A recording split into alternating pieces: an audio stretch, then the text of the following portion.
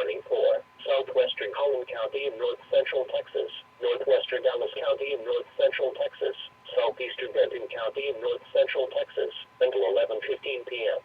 At 10:49 p.m., a severe thunderstorm was located over Grapevine, moving east at 40 miles per hour. Hazard, 60 miles per hour wind gusts. Source, radar indicated. Impact, expect damage to roofs, siding, and trees. This severe thunderstorm will be near Carrollton, Farmers Branch and Hebron around 11:05 p.m. Addison around 11:10 p.m. Plano around 11:15 p.m. Other locations impacted by the severe thunderstorm include Lakewood Village, Oak Point, and Buckingham.